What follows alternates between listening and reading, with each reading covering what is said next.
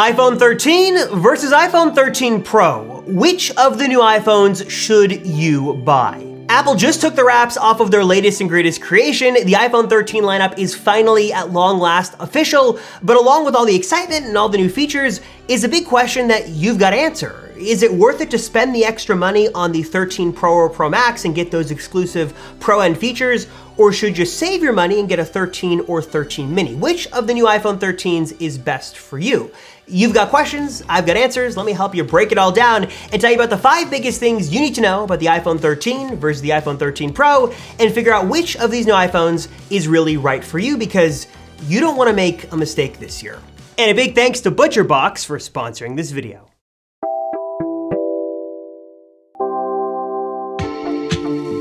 So in case you missed it, yes, the iPhone 13 is at long last finally official, and there are 4 new iPhone 13 models you can pick up and buy very soon. There's the 5.4-inch iPhone 13 mini, the 6.1-inch iPhone 13, the 6.1-inch iPhone 13 Pro, and the big daddy of them all, the 6.7-inch iPhone 13 Pro Max. Now, before I do a deep dive into the differences, let me actually start with the similarities, because there's a lot of the same similar DNA between the regular and Pro End iPhones that everyone can enjoy no matter which iPhone model you pick up. They're all rocking basically the same industrial design we saw introduced last year with the iPhone 12. This is boxy edges, it's squared off corners. It's a great modern looking design. Even as we go from 2021 into 2022, you're getting a great industrial design on the iPhone 13 lineup this year. And while the design didn't change all that much this year, if we look at the screen, we can see one of the biggest changes right off the bat to all 4 models, and that is that the notch is finally smaller. Yes, all versions of the iPhone 13, from the 13 mini all the way up to the Pro Max, feature a slightly smaller notch this year. The first change we've really seen to the notch since the iPhone 10 was introduced back in 2017. And this smaller notch, of course, is really nice to see. It's not significant, but it certainly is noticeable, and it should just protrude into your screen a little less. So you get a little bit extra room for playing games, watching movies, scrolling through social feeds. You're gonna get a little bit more of that display to use as the notch gets a little bit smaller up on top. Another similarity shared across all 4 of the iPhone 13 models are all of the under the hood improvements that we see in year-over-year changes. And of course, this year is no different, starting first with the A15 Bionic processor. Yes, this is the latest and greatest Apple silicon. It's their next generation iPhone processor, and it's the most powerful and most efficient processor we've seen to date in an iPhone. And this means that you can play games, you can edit photos, you can take photos, you can edit videos, basically do whatever you want to do on any of the iPhone 13 models with no problem. Apple silicon is really just insane. It's super powerful, it's super efficient,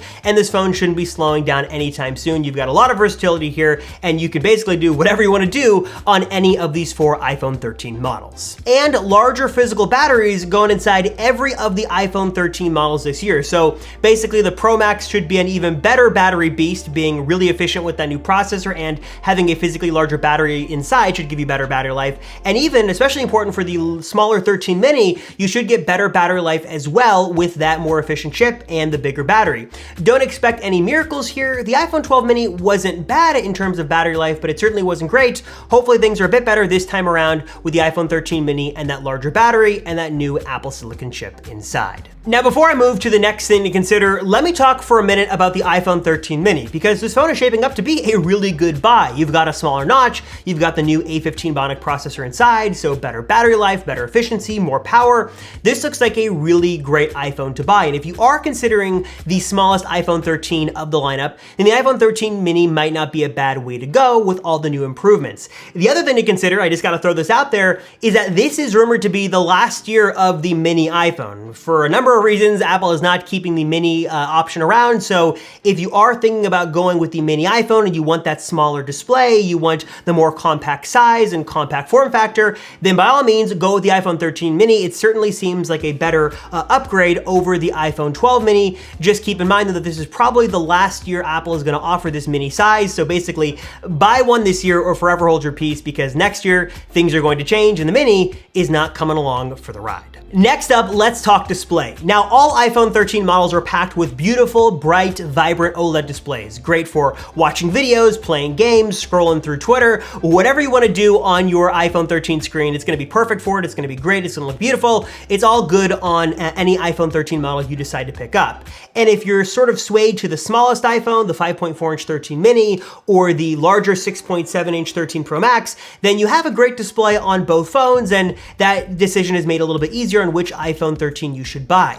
But if you're sort of stuck in between, in the middle here, between the 6.1-inch 13 and the 6.1-inch 13 Pro, how do you know which way you should go? Well, let me help make that decision a little bit easier for you by talking about one of the special things you can only do on the 13 Pro and 13 Pro Max, and that is with the all-new display technology that makes it really special. The iPhone 13 Pro and Pro Max have LTPO display technology working behind the scenes that allow this iPhone to finally have 120 Hz refresh rate on the display. Yes, the iPhone refresh rate is finally doubling from 60 Hz to 120 Hz, which makes the phone feel snappier, more responsive. Scrolling is kind of buttery smooth as you scroll up and down on the phone, and everything just sort of feels faster. You feel like you have a supercharged iPhone just because the refresh rate has been doubled from 60 Hz to 120 Hz. And this is a really wonderful addition to see if you play a lot of games or you do a lot of high frame rate tasks on your iPhone where you sort of notice when the refresh rate might not have been at its best. Now with this LTPO technology working behind the scenes, you now can have a variable refresh rate on your iPhone that takes it all the way up to 120 Hz for sort of maximum responsiveness, silky smooth navigation, and basically again, just making you feel like your iPhone sort of got turbocharged.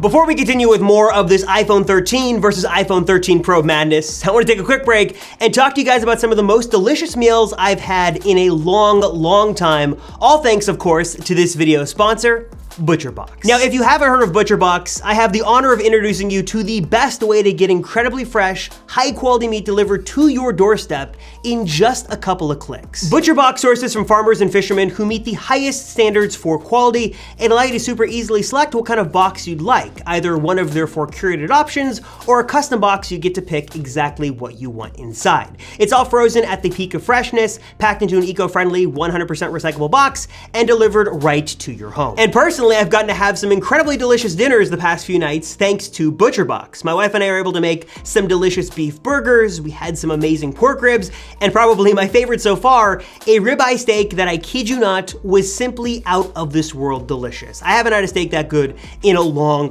time. As you can tell, I'm more than just a little excited about ButcherBox. It's a company that I love, and also they're a company with a mission that I can get behind. They're on a mission to provide a better livelihood for farmers. They want to deliver fresh, high-quality meat to their customers in a way that is simple and convenient and easy. So if you're looking to take your meals to a whole new level, then look no further than ButcherBox today. They make it so simple and so easy to get fresh, high-quality meat delivered right to your door, and also it's ultra flexible as well. You can cancel the service at any time without penalty. You're not gonna cancel because this is just too good. I love ButcherBox. I know you guys will love it as well. So if you wanna check it out for yourself today and try it and start getting some delicious meat to your door, hit that link down below to learn more and check out ButcherBox and all they have to offer. And also a special promo going on right now. ButcherBox is offering ground beef for life, that if you sign up through our special link, new customers will receive 2 pounds of ground beef in every one of their boxes for the lifetime of their membership. A really awesome deal. You gotta take advantage of and check out now. So learn more and sign up for ButcherBox today at the link right down below.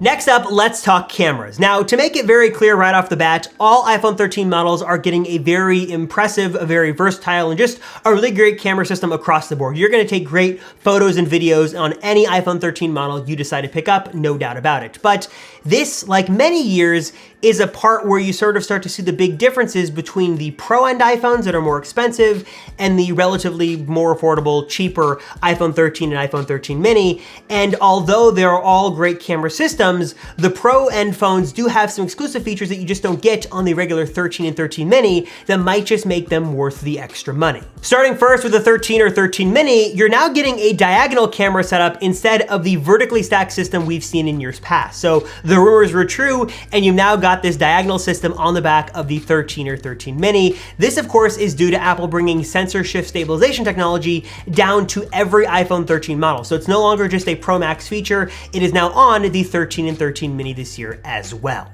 On the iPhone 13 and 13 mini, you've got two cameras here, a 12 megapixel f1.6 wide camera with sensor shift stabilization tech built in, and also a 12 megapixel ultra wide camera with an f2.4 aperture. One of the big surprises here is that cinematic mode is here on the 13 and 13 mini. This is not exclusive just to the higher end iPhones. Basically, this mode auto racks focus in real time, so it'll hold focus automatically on the subject, then transition focus in real time to other parts of the frame, makes your videos look a little bit more professional, a little bit more cinematic, and sort of like you're watching a Hollywood movie. Shifting to the 13 Pro or Pro Max, you'll notice that the camera bump on the back of the phones themselves is noticeably larger than what we got on the iPhone 12 Pro and 12 Pro Max last year. The lenses are noticeably larger as well. Of course, you've got three cameras here, a new and improved telephoto lens with a 3x optical zoom range, which is pretty cool to see, an ultra-wide lens with an f1.8 aperture and autofocus as well, and a wide lens with an f1.5 aperture. ProRes video recording has also been added to the 13 Pro and Pro Max as well, so you can record higher quality, less compressed video on your iPhone, which is really cool. We haven't seen this before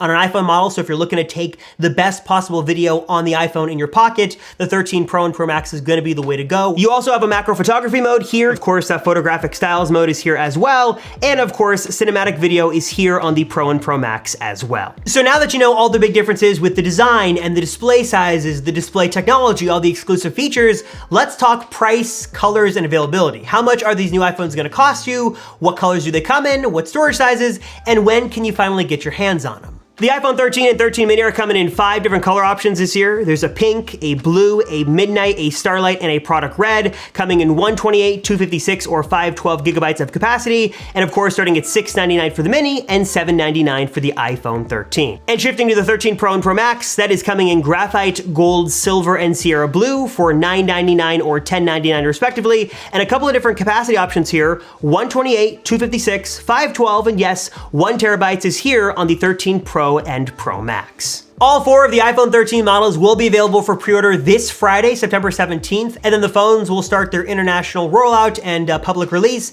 next Friday, September 24th. So now that you know all the features, all the differences, pricing, availability, and everything like that, let me help you break down which iPhone 13 model is best for you. And the first question I want to ask you is, are you drawn one way or the other to a super small iPhone or a super large iPhone? Because typically, if you're drawn to a particular form factor, that's gonna be sort of the end game for you. It's not gonna really matter what's in between, but you really want a form factor above all else, then the decision sort of is made a little bit easier. If you want the largest display possible on an iPhone and you want the biggest of them all, then go with the 6.7-inch 13 Pro Max. You're gonna get all the exclusive camera features, all the features and all the improvements with the display, like the 120 Hz refresh rate, all that great stuff in the biggest iPhone that you might or might not want, but because it's got the largest display, that's gonna be the way you're going to go. Same can be said on the other end with the 13 mini. Maybe you want some of the higher end features and you really wanted that 120 Hz display and the camera improvements and stuff like that,